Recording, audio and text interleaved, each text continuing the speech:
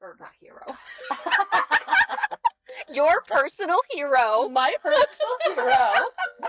Hello, and welcome to the first official episode of Spooky Sips, where we put our love of horror into a podcast and sip some spirits along the way. I'm one of your hosts, Yvette, and I'm here with my co-host, Brianna. Hey. And Laura. Hello. Sippers, we realize the audio levels in some of our first few episodes are a bit inconsistent. We have since fixed the problem, so please bear with us. Like a fine wine, our podcast only gets better with age. Well, okay, before we get started with our movie for today, I feel like we should just do a quick, why are we here? Yep. What is this podcast? You Totally. know? What is this? Well, why are we doing this to ourselves? Honestly, I think it all started on a dark and stormy night. No. That's not how it went. But basically, Laura and I have loved horror movies our whole life. And then we found out that so does Yvette. And it's like Magic. Yes. Instantaneous, spooky magic. It is. So basically, we just started watching scary movies. And then, I don't know, how did it become like a regular thing? I think we were just doing it, and then we were like, so this is just a regular occurring thing, and we just started Spooky Movie Club. Mm-hmm. Yep. So Spooky Movie Club morphed into the podcast, but as we were doing it more regularly, and then I think one of the reasons why we were thinking people might want to listen to us talking about movies is because normally we watch it in my basement, and my poor husband has to listen to us, and he's laughing at us laughing and talking about the movie. Yeah, we're pretty funny. Yeah. So I think, it started when we just watched movies together, and then we're pretty funny talking about it. At least we think we're funny. Or cute talking about it. Yeah. Maybe not funny, but maybe interesting. Also, we love a good deep dive into a fact about a movie. So, Yes. and here we are. So you're welcome. Yeah. All right, well, we just watched Texas Chainsaw Massacre. So here's what the movie is if you haven't seen it. The movie was in 1974, so hopefully you all have. But basically, a brother and a sister hear that their grandpa's grave was being vandalized in this like mass vandalization of Texas graves. So a group of kids go and check it out. And whilst they're in the Texas woods, they hear a chainsaw. And let's just say it did not go well from there. Yeah, it's basically a really dark episode of Scooby-Doo. Mm-hmm. Yes. They're driving around in Their little mystery machine. Yep, it sure is. That's a great way to put it. Mhm. Great way to put it. So what do we think? What are our initial thoughts on the movie? So I had seen it once before, but I genuinely believe that I must have blacked a lot of it out because there was so much that I forgot that it almost felt like watching it again, and horrifying. Just disturbing. Yes. Yeah. Very. Yeah. So I've seen it. I think I've actually seen it a couple of times, but maybe because I'm always sipping on alcohol when I'm watching the movies, some of it was a surprise to me. But yeah, I saw it when I was younger, a teenager, and it was really horrifying. And still to this day, I think it holds up. Yeah. Yeah. Are you okay? Why have you watched this multiple times? Right? I'm not okay, actually. No. to be very fair, I'm not. Okay, but this was your first time. Yeah. No, this was my first time. I was a little afraid of it. Like, obviously, we watched a lot of horror movies together, but there was something about this movie where I think I've just heard it's so scary and, like, gory or something that I kind of just avoided it for a long time. But it was good. Yeah. I mean, I can't say I enjoyed it, but, it was good. It holds up. Well, and I have to say, I learned my lesson of being prejudiced against older horror movies because the first time I watched it, I do remember how, disturbed I was, but I remember going into it, I was like, okay, it's from the 70s. Like, how bad could it be? So I remember going into it thinking, it was going to be cheesy and hokey, and my expectations were real low. And it blew me out of the water. So I learned my lesson not to judge an old movie by its cover. Yeah, man. The 70s. Were y'all okay? Yeah, no, they were not. So yeah, this movie was 48 years ago. Yeah. Damn. And I think it just really Before all of our times. Yep. None of us watched this Nope. in theater. Just Nope. throwing that out there. So do you both know the name of the iconic hero? Or not hero. Your personal hero. My personal hero. I meant the iconic villain. No, you didn't. Your personal hero. I think that's a Freudian Yeah, I sure do. I sure Ooh, okay. Do you know the name of the iconic villain? I was trying to think of it. Like, did they ever call him anything? Okay, I don't know if this is right, but was it something about like Leatherface, or is that a different? No, I think that's it. But That is Leatherface. did Okay. they ever say it in the movie? They never do in the movie, at least not that No, I don't heard. think so. I think it must have just been after the fact that people started to refer to him as Leatherface. Okay. But who has just become, one of the, you think of horror movies and you think of Jason or Yeah. Nightmare on Elm Street. Oh, so this is Leatherface. Okay, This is yeah. Leatherface. Mm-hmm. Yeah. Yep. Interesting. Do you know why that name came about? Like, I swear that they didn't call him that in the movie, right? No. That I don't know how that started. I mean, I would but I'm guessing imagine it's because it's like wearing skin. human. I mean, I'm assuming it's human skin Yeah. that he's wearing. That he like Yeah.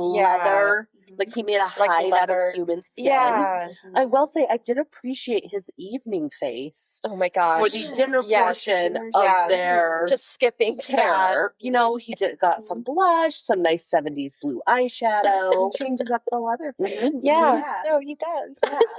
Speaking of their dinner, we should mention what we're sipping on tonight. Oh. Yvette chose our drink. So Yvette, what are we sipping on? So tonight we are sipping on ranch water, which, according to all of the internet, is the unofficial summer beverage of Texas. It's basically just Topo Chico, it has to be that one, lime, and good tequila. All of it is just done to taste. There's no instructions. Everyone just said it's these three things, put them all together, and it is delicious. It is as dangerous as that chainsaw because I could drink many of these. Yes. Super good. I've never had this before, and I will be adding this to a regular drink. It's basically like a margarita, but really easy. Yeah. Like margarita, but not so sweet. Real light. If you would like to join in drinking along with us, the recipe is posted below. Yes. Yeah. And what kind of tequila are we drinking? Oh, we're drinking, it's San Mateus tequila. My parents brought it from Guadalajara for me, so it is very the smooth. good stuff. It is real good. Yeah, it's real good. If you've never had good tequila, it's much better than the cheap stuff. Jose Cuervo. Not to diss. Not to diss Jose. Jose Cuervo has some nice Yes. tequila. But I'm talking Bottom The shelf. bottom shelf Jose Cuervo, that in burns. the plastic bottle It does burn. that you get in college. If it's in a plastic bottle, low expectations. Maybe not. But I feel like it is perfect for a summer Texas movie. Yeah. So, yes. I want to go sit on the porch and Not drink that it. porch. Not that one. No. But yeah, That that safer movie porch. looked so hot. Like all of the actors and actresses in that movie just looked. Well, and they even mentioned the temperature at one point on the radio. Mhm. It was like 98% humidity. Yeah. Which, having been in Texas, I can say is like oppressive. Yeah. Yeah. I believed the heat. And then running in that heat, 100%. like, yeah. Mhm. Well, so I have some stories for you. Okay, let's about hear it. the heat. Mhm. hear it. So the reason we believe it is because it's true. Mm. So come to find out that there's a lot of the conditions of the actors and the crew on this movie not so good. Okay. Yeah, let's hear it. So apparently the whole month that they were shooting, and I think it was only about a month that they were shooting because they tried to keep the budget really low, so they just had super long days. But it was basically an average of 100 degrees Oh my gosh. every day in the humid Texas, and the actor playing Leatherface had to wear that costume for 14 to 16 hours a day Oh my gosh. for a month. Oh God. Damn. Oh, and he only had one costume because, again, to keep Oh. the budget low, there was only one of them. Oh, gross. And he wasn't allowed to send it out to the laundry because they were worried that the laundry service would lose it or ruin it or something. So the poor dude was wearing that same outfit, that like jumpsuit, sweaty, hot, with the leather mask. Gross. Oh, not to like skip to the end, but like that little weird dance waving the chainsaw around. He was like, I can take this off. I know, that was probably a free. real moment of victory for him. Totally. He was like, I don't even care. Mm-hmm. It's my time. Mm-hmm. Oh, totally. Damn. So, okay, a lot of the discomfort was real. It was real. You could really sense it. Really hot. Yeah. Huh. Mm-hmm. Okay, well, I feel like we just have to start with the intro of this movie. Yes. Because it is so, okay, I guess, the script aside, just the first, like, scenes of the movie are so good. So good.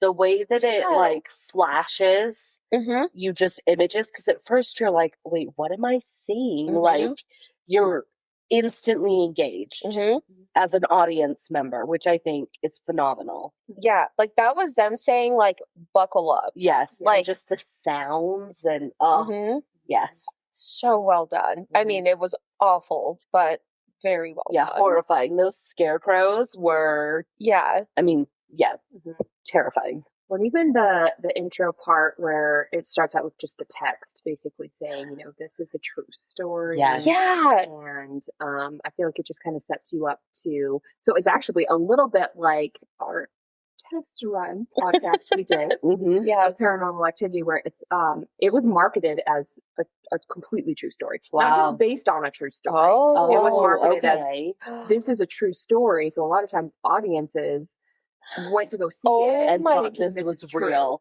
Oh my Dang. God. Yeah. Oh, So, that is wild. So please tell me this wasn't based on a true story. well, let me tell you. It was, in fact, actually loosely based off of a couple of true stories. Oh my God. So, and it's really, really interesting. So, in addition to loving horror movies, we also all love true crime. I mean, who doesn't? So, we might get a little true crimey in this because I have to tell you about the story that it was based off of. So, it was loosely based off of Ed Gein. Oh, Gein? Yeah, Ed Gein. Yeah, Gein. Okay. Gein.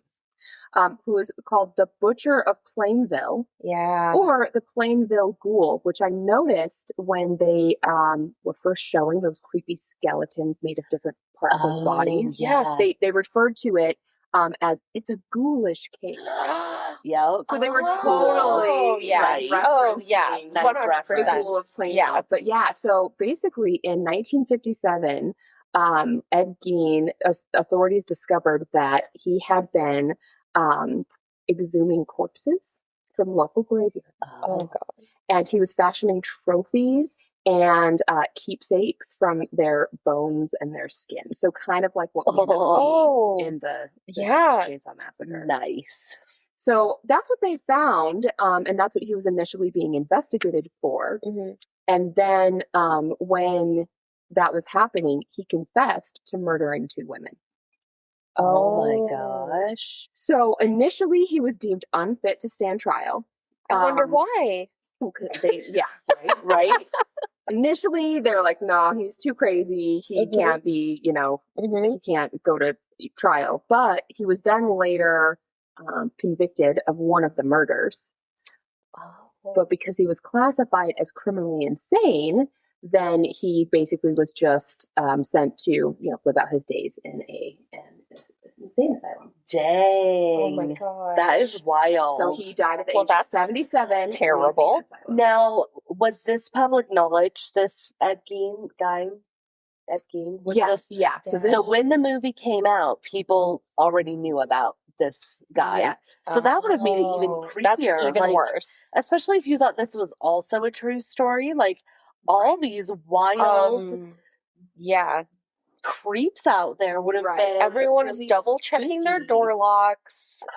Watching this, that makes it so much worse. Yeah, because the Gein case, that was in, the 50s, 60s, 70s, I think was when, all of, like the trial and the conviction was happening. Yeah. But yeah, this movie came out in 74. Dang. Oh That's my gosh. so crazy. And the Gein case was also partially the inspiration for the movie Psycho Oh, okay. and Silence of the Lambs. Nice. So Alright. he gets around. Yeah, man. Nice. That's amazing. Mhm. Oh my god. Well, Wow. that's terrifying. Yeah, It that makes is. this so much worse. Uh-huh.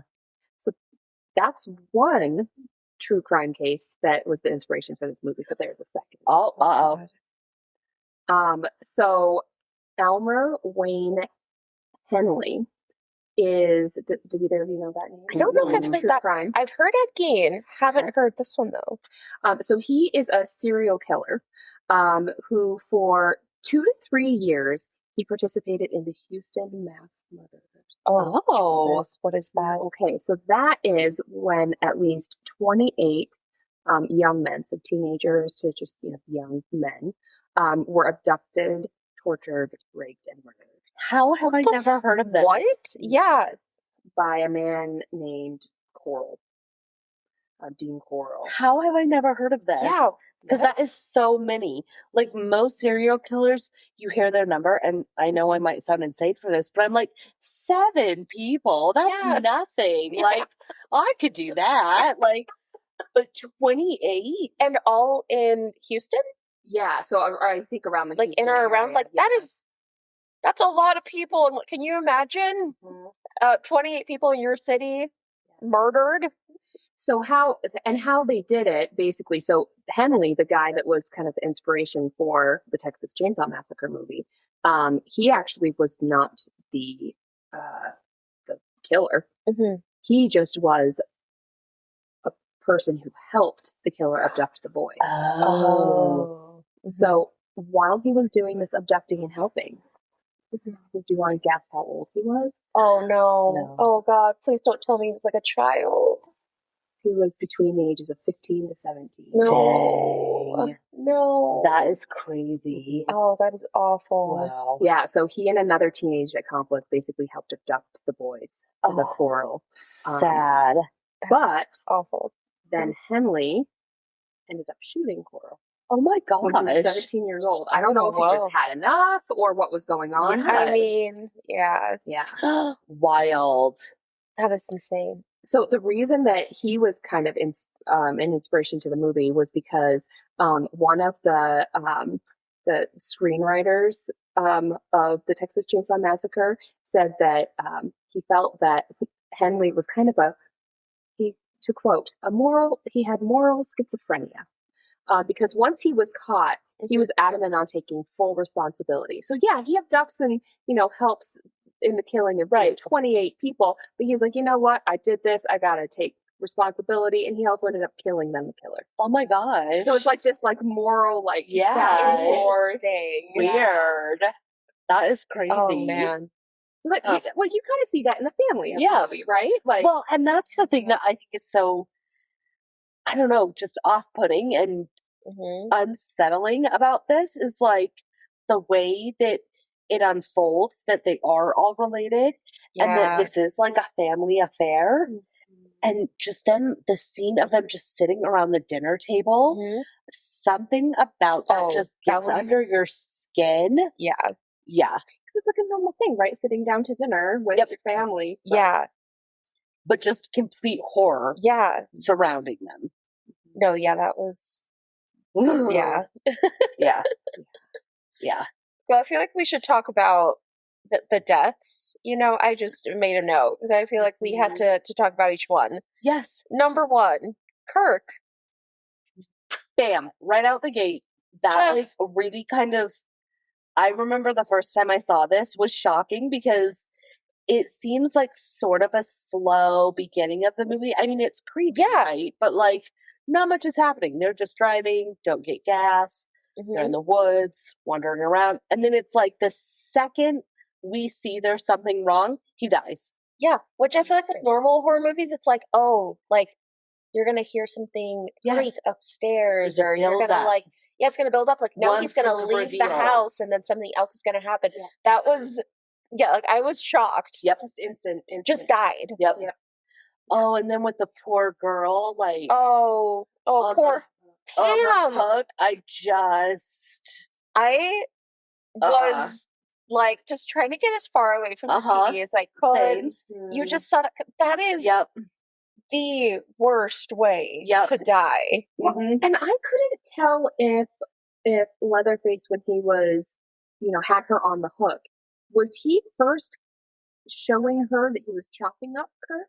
Yeah, it almost Yeah. it almost didn't looked like he show was it. like putting on a show for her. Yeah. Like, oh look, like it did Yeah. almost look like he put her up there to see what was happening. Yeah, because Yep. then he brought out the chainsaw and Oh, I A know. little scarier to than just work. a quick axe that Oh, hits Kirk. way worse. I will say the biggest jump for me was Franklin, yeah. his death, Mhm. because I loved the flash moment where, she's wheeling him in the woods and then flash, we see Leatherface Mhm. and he's gone. Like, that Yeah. was my jump Yeah. moment in the movie. Yeah. For sure. Mhm. Oh, poor Frank. Can we talk about Franklin? Poor Frank, he never stood a chance, and his friends were so He mean has to the him. okay, just say you bring your friend who's in a wheelchair. The first thing Yes. you do when you get to his house Yes. is run upstairs. I know, Yeah. and just totally abandon, like, don't give him any regard. Yeah. And I'll just have like a great time. And it's like, what were they doing up there? They were like jumping and laughing. Like, they could have been doing all of that They downstairs. really could have. Yeah, they were pretty rude to him. I mean, he was super annoying. He was very annoying. He was a He was little weird. a little Yeah. whiny. A little Yeah. whiny. He was very Yes. whiny. Texas whiny. Yes. Which is a whole other brand of whiny in my And you can opinion. say that because you're married to Yeah, I'm allowed Yeah. to say that because I'm married to a Texan. He So any lives Texans there. out there Yeah. listening, Yeah. you understand, you get it. Yeah. You know what I'm talking about. Mhm. So fun fact about one of the deaths that we just discussed, Oh. Kirk's death. So I kind of already have alluded to some of the poor conditions Yeah. on the set. They basically all ended up with injuries, Oh no. and God. hated the producer. Mhm. Hooper is his name. They hated the producer because they, were working these long, hot hours and getting injuries. And the actor who played Kirk was really concerned because that was a real axe that the Leatherface actor was swinging at him. What? Yeah. What? It was a real axe. The 70s were a wild time. They were. So, so he was, uncomfortable with it, but the person who plays Leatherface, which is this Icelandic actor, as he was basically like, you need to stay still or I'm really gonna kill you. Oh, my And God. the axe basically came within 3 inches Oh of my his head gosh. onto the floor. Horrifying. Because nothing will make you feel calm quite like if you move, I will actually Mhm. murder you. Yeah. Mm-hmm. Dang, that is crazy. That isn't okay. Do you have anything about the hook? Do you know Don't like have how they? anything about Okay, the oh good. God, Thank No. God. I almost don't. I Honestly, almost like, don't want to know how they did I know. that. Yeah. I know. Yeah. That 'Cause poor that girl. is- oh my God. Okay, and then we have to talk about Jerry because he came before Franklin, and apparently the only one that they care about. Oh, because see, it's funny. I forgot about Jerry. Yes.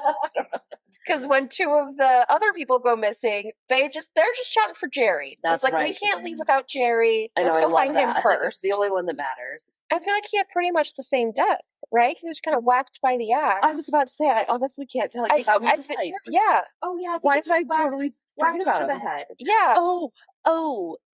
No, I don't remember his death at all. No, I God. think it's because it was exactly the same. Like he Okay. goes to the house, I mean, after he so nods. many axes in the head. Yeah, like, and then he's about to leave, but he sees the shirt on the porch, Oh, that's and then he's right. like, "Oh," and then he hears something. That's right. Hears something, goes in, Okay. whacked by the axe Damn. again. Okay. Yep. Yeah. Yeah. Oh. Then we have poor Sally. Oh, Sal. I mean, we could say she's the survivor of this, but my God. I mean, I don't know how you would survive long term something like this. Like, will she ever recover? No.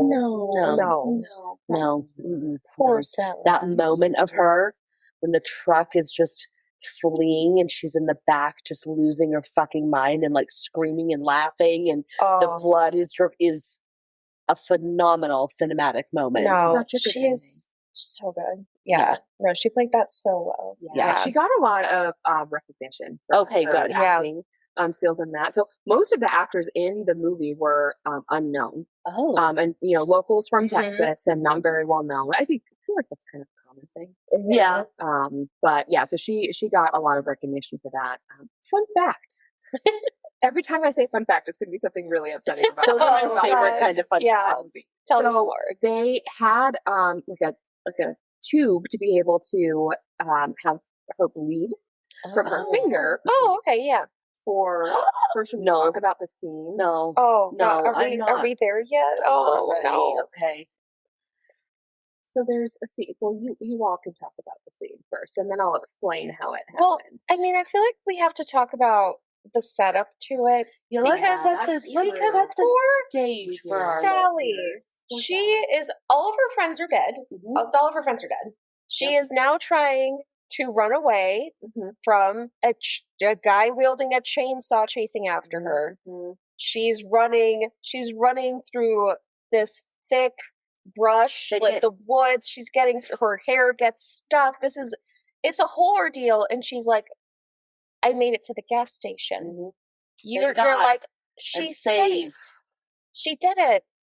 And then you see the world's creepiest gas station attendant who immediately, will not be helping her. No, his body was way too close. There is no phone here. Come Yep. get in my weird truck. The setup for this is just awful. And this is where you get the plot twist, I guess, which is that they're all related. Yep. Congratulations, he tied you up and dragged you back to the house. Mhm.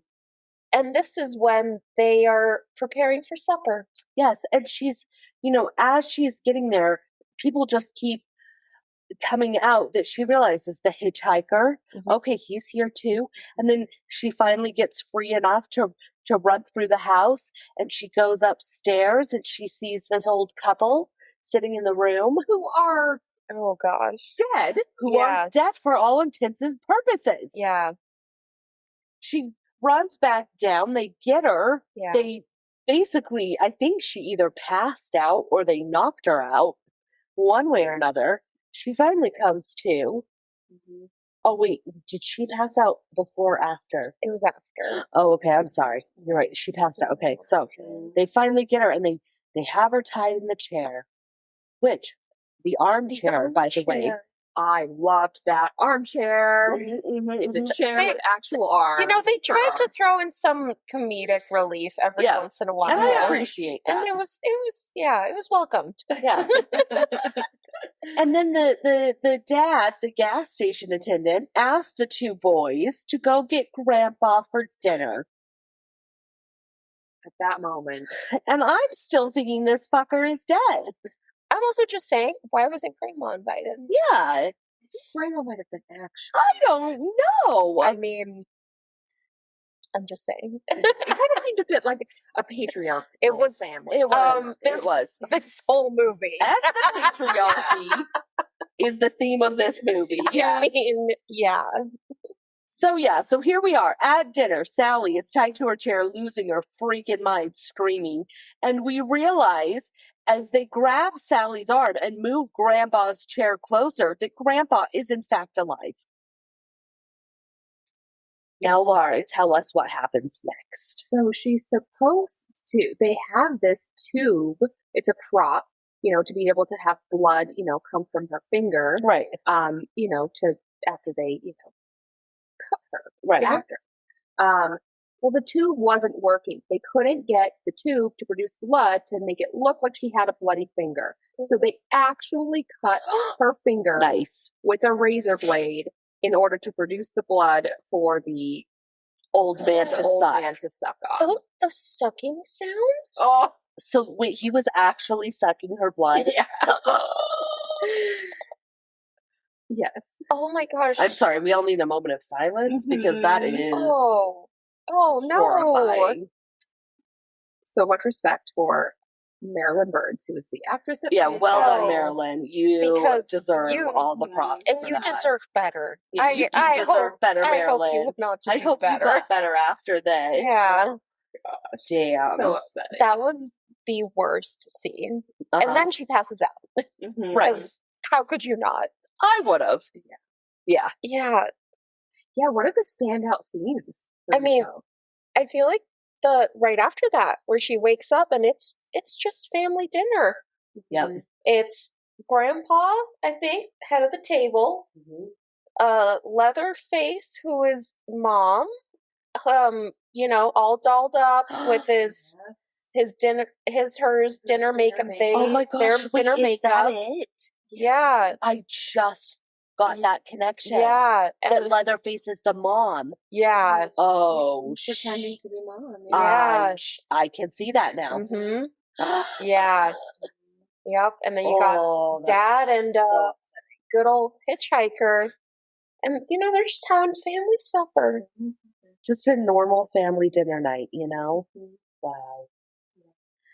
For me, what stood out and I think was interesting is we talked about like the actors getting recognition. But for me, the thing that I was like, wow, this is what makes this movie is the lighting and the cinematography.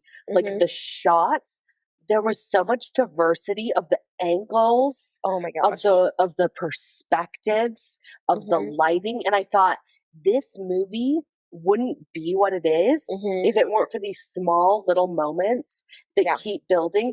Like there was the one scene where the gas station guy is in his car and she's been put in the burlap sack on the bottom and the camera angle is below, maybe from her perspective, and the light is shot on this guy's face in such a way that it is so terrifying. It is that just you fear. Feel the fear that she would be feeling. And I thought, man, this is what makes this movie, because without these little touches, it wouldn't have the effect it does. Yeah. And it was actually shot with a different type of camera than is typical, which requires 4 times more lighting. So it's really nice that you notice that, because I think that was purposeful. Yeah. Their camera choice to kind of give it a different sort of because look. even the way that when the gas station guy and Sally are driving up to the house and it's just his 2 headlights and that is it. I thought, man, what a shot here. So good. Yeah.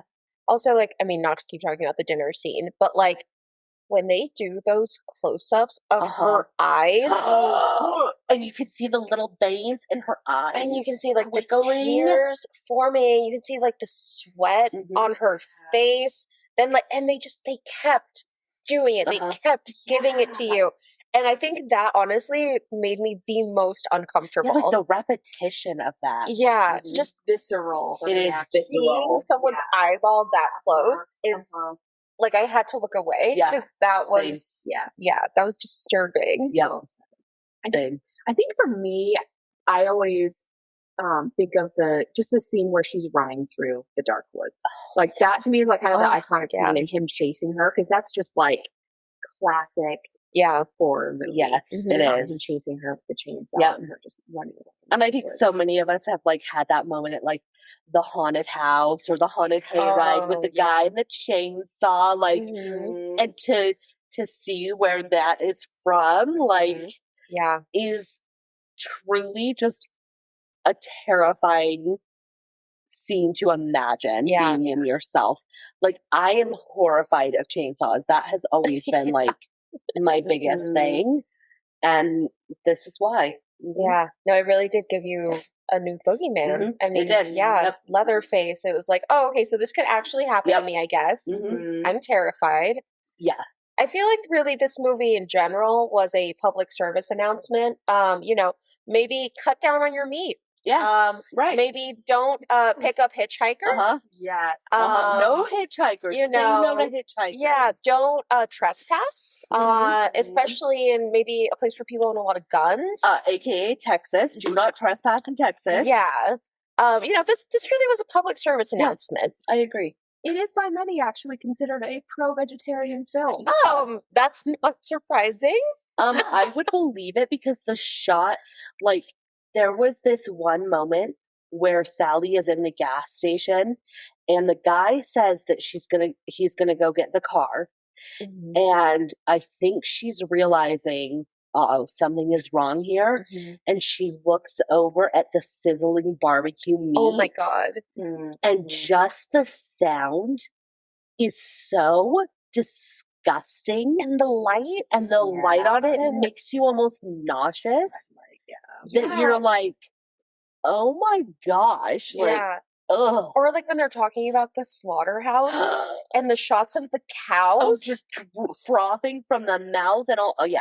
No, So it was like, oh, maybe I should be vegetarian. Yeah. so, I mean, I'm not going to, but that really makes me think. And that would fit with the time, actually. Yeah. The 70s, like. Yeah, so Hooper, the director, Wikipedia says he did not eat meat during filming of the movie, and he basically says that's what the movie is about. The movie is about meat. Oh my gosh, I mean, I can see that. Yeah, I can 100%. I mean, they're not subtle about it, especially with, who is it, Pam? Yeah. I mean, he literally puts her on the meat hook and then throws her in the freezer. Right, exactly. I mean, that literally is just preparing her for the slaughter for consumption. Yeah, right. Literally just a piece of meat. Damn. Like, they were... Even the way they have Franklin eating a piece of sausage. Oh my God. It just looks it's so disturbing. Like, literally, I've never not wanted to eat food so much. Yeah. When he's just sucking on that very phallic-looking sausage. Yes. Yes. Like, Franklin, take that thing out of your mouth. Take the silver penis out of your mouth. Please stop. It looked so upsetting. So upsetting. Yes. Yeah. Yeah. Oh my gosh. But so that another inspiration for the movie, just kind of speaking of, not eating meat and things, was actually the political climate at the time. Okay. I mean, it was the 70s. Yeah. So basically, it was kind of about, politicians lying to the public. So this was around like Watergate, Vietnam War, the 1973 oil crisis, I guess. Oh. And so that was another theme, I guess, that the director and the producer had, was basically kind of, the line of the political. Mm-hmm. Yep. I mean, I feel like even when they had, I forget what it was, maybe it was the beginning, right, where they were playing just the radio. Yes. Mm-hmm. And it was just all bad stuff. Yep, like, totally. It was just all, this is why the world is horrible. This bad thing just happened. And this bad thing is happening. Globally, this bad thing is happening. Yep. That is exactly the third reason why the other point of the movie. Mm-hmm. So the third kind of theme and intention of the producer was, I guess I don't know if he was living in San Antonio at the time, but he just felt like the San Antonio, Texas news cycle was just all so graphic, and it was so awful all the time. And he would turn on the TV or watch reports, and it's just, you actually see brain splattered on the street. And so a lot of this was in response to, so like even in the opening credits, like you were just saying, so that was his other point. Wow. Yeah. I mean, I guess, there have been true crime people, just forever. And I feel like, back in the day, they didn't hold back. No. They posted a lot more photos, videos. No, it's true. Mm-hmm. And I could totally see that. Yep. Mm-hmm. So, yeah. So there was a few other names that the movie potentially had. Oh. So maybe this is actually where Leatherface comes from. Okay. So another working title before it was deemed, the Texas Chainsaw Massacre, was Leatherface. Okay, I could see that. Yeah. And another one was head cheese. What? I'm sorry. What? That was exactly my reaction. Head cheese. Head cheese. Did it originally take place in Wisconsin? No, exactly. The cheese heads. That's what I think of. So, it's not cheese head; it is head cheese. And at first, I was just laughing and thinking, "Oh, that's a funny name." Funny. Right? Yeah. But they mentioned it. Oh, now I'm forgetting who said it. But someone said something about, would you like some head cheese? I think one of the spooky family members offered it to somebody at some point. Yeah. So then I started thinking, okay, well, what is head cheese? Head cheese is a dish. Oh, God. Ew, that makes me just think of, like, brain matter. Yeah, that's what I'm imagining. It is a delicacy that originated from Europe, dating back to the Middle Ages. Typically, it will be made from chopped and boiled pig's head meat. It's then formed into a jellied loaf. Oh, Nope. oh, no. Most of the time, it will include pig's feet, tongue, and heart. Nope. Would you like to see a absolutely not. picture? Yes. Oh, man. Oh, God. I think we maybe should have prepared some head cheese to Oh, eat while we no. watched Oh, this. no. Okay. Say your Oh, reactions to the alright. picture. Oh. Oh, no. Doesn't that What is that? really? Oh, no. Europe, why? Please tell me they don't, like, Why? make this. Yeah, That this is so disgusting. That looks awful. gross. That looks like So- something that was in this movie Yeah, it does. on that family Yeah, table. it So- sure does. If you would like to on Google, No, listeners, if you would like to never. Google head cheese, that is not recommended. Oh my gosh. Gross. So I mean, I could see why they didn't choose it, but had they made it that, it's like, yeah, you laugh and then you Google it And you're like, no, it's like, oh. disgusting. I guess I won't be going to it's this. not look appealing. No, thank you. That is awful. Europe, why? No. So what do we think about the weapons? I mean, we've already talked about the axe. Oh, yeah. We've talked about the meat hooks, kind of getting into it. But what about the chainsaw as a weapon? I think having a weapon that has a sound with it creates such a sense of terror Yeah. that is unique to the chainsaw. Like being able to hear it just continuously. It's not like a gunshot where you hear it once. Yeah. Like you just hear it the entire, like there's no escaping the sound of the chainsaw. There's something unnerving about that noise. Yeah. It was terrifying.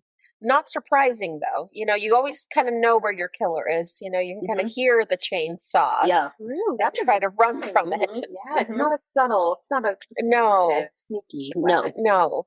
So the idea of the chainsaw as the murder weapon came to the producer. The idea came to him while he was at the hardware store. Oh. Or the hardware section, I should say, of a busy store. And he was contemplating how he could speed his way through the crowd. Nice. And a chainsaw. I don't know if he saw a chainsaw. I was like, oh, that would get me through it easier. But get through yeah, kind of a morbid way to think about You know, I will say it was a versatile tool. He was able to get through the bramble bushes. it. He was able to get through the door. Yeah. Like, really, it's a helpful tool Yeah. because not much got in his way. Yeah. Well, and I think Leatherface, being the type of killer that he is, like, he doesn't need the element of surprise. He's No. like, I'm coming after you. Yeah. He's confident. Yeah, he's like, I'm coming after you. I This don't is care that happening. you know where I am. I don't care that you can hear me. Nope. I have a freaking chainsaw. This is what it is. Yeah. Accept it. It's happening. Let's go. Yeah. Yep. Oh my gosh. Is this man okay though? The guy who made this movie. No, I mean, yeah. Well, okay, and to jump to the end, one thing I thought was interesting was that the way the movie ended, a lot of horror movies don't end with like any sense of a happy ending. Yeah. And even though I'm not sure she will ever be okay, I was surprised that she got away. Like I wasn't expecting her to. Like I was expecting them to all die. Yeah. I figured an escape was out of the question for her. Yeah. I think seeing her tied to the armchair, it was like, well, like this is it. Well, like, I figured they were really out there, so even if she got out, where would she get to in time to get help? Yeah. I guess a question. I feel like that's the horror movie trope, right? Is like the last girl, the the one who survives For and sure. gets away. Yeah. I feel like maybe it would have been better if she hadn't made it. I know, I agree. I actually think I might have liked it if she hadn't. Right? I think that would have made And it almost like they scarier. just kept her alive to just mess with her. Like, she's you know part what I of the mean? family now. Yeah, like part of the family. Like, and if they had like called her their sister, like I almost feel like that would have been more, maybe that would have been too far. Oh, true. You know what I mean? Like, we put you through a knot. maybe that would have been like, maybe that wouldn't have passed audience checks. You know? That's fair. And I feel like they did kind of give us like a little bit of that, where like once she's like officially gotten away, like in the back of the truck, and she's like crying, which turns to like laughing and she's kind of like rocking back and forth. Like she is not well. Yep. No. You know, No, they it give is. you a little bit of that of like she got away, but she is not okay. Right. Not Like on this is stage. not the happy ending. No. Right. No. Yeah. definitely not. So yeah, speaking of audiences and what they would accept or not, it was mixed. Oh yeah. Reviews, mixed reception. I Okay. guess, from I guess people. that's not shocking. Yeah. So it was banned in a lot of countries. This movie. Yeah. Okay. So I guess the producer, he originally wanted it to be rated PG. Oh my gosh. In what world did he think he'd get away with that? He thought due to its minimal amount of visible gore. Mm.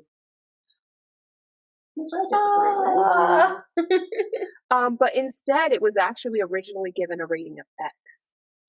You know, actually, when you think about it, like, you don't see a lot of the gore. Like, she's put on the hook, but we don't see the back of it. And he comes after Franklin, but we don't see the chainsaw go through Franklin. Yeah. Like, when you actually think about it, it's more unsettling that you don't see it. And I guess some of the scenes were pulled to then make it be an R, so I wonder if some of what we don't see is like the extra. Okay, so I have to ask as someone who I guess just doesn't know anything about movies, what is an X rating?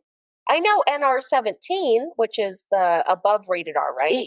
I think it was an old school rating, so like that's not a rating nowadays. But Okay, basically just kind of don't go see this. Okay, like it's explicit. Yeah. Okay. All right. So there was actually another term for that in some of the other countries where it was banned, like England, so many places. But have either of you ever heard the term video nasty? No. It was dubbed a video nasty. Guys, this all sounds like porn. Like That an does X sound like rating, porn. video nasty. That is. Yeah, so it was a term used in the UK and I think some other places to refer to, typically like low budget horror movies or exploitative movies. Yep. And movies that are criticized for their violent content. Wow. But yeah, so video nasty. I love Video that, nasty. actually. Maybe that should have been the title of our podcast. I know, I was Oh gonna my say, gosh. petition to change our name. We're now video nasty. I love it so much. Fantastic. I love it so much. But And I would think that like it was kind of out of the realm of what other movies were like. Like I think it was probably pretty graphic for its time. Actually, yeah, I wondered, like, what were like the big ones? Yeah, like were there other really graphic movies like this? it was credited as setting basically a new standard. I was gonna say for slasher films. Yeah.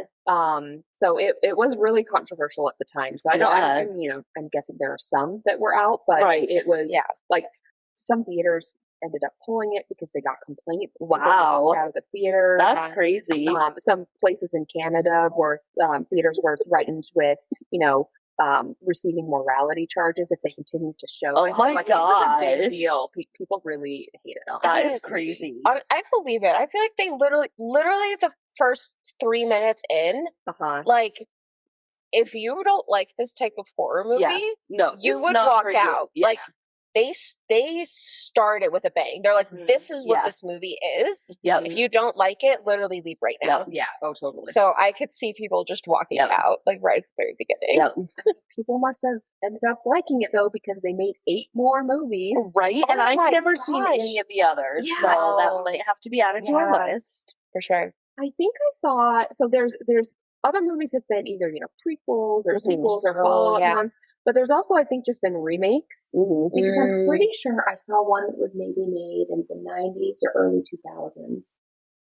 I can't remember, but I've seen one other one. Okay. Well, I have to say, I think this was a good one to set off our podcast with a bang. Oh my gosh. Yes. Mm-hmm. Yes. Video nasty. Video nasty, baby. It ended up becoming, a super high grossing, especially considering its budget, Right. A super popular movie. So I think, it's kind of a classic. I can see this being a cult classic. Like, after you finish watching it, it's like, yeah, I could see this. Like, this was different. I could see a smaller group of people really loving it. Yeah. Yep. Mm-hmm. For sure, cult classic. Mm-hmm. Kind of, sucks for the cast and crew because they kind of got the crap Yeah. instead. Yeah. It did. But man, it was really convincing in the movie. It sure was. You really sensed I bought it. Their real life fear. Yep.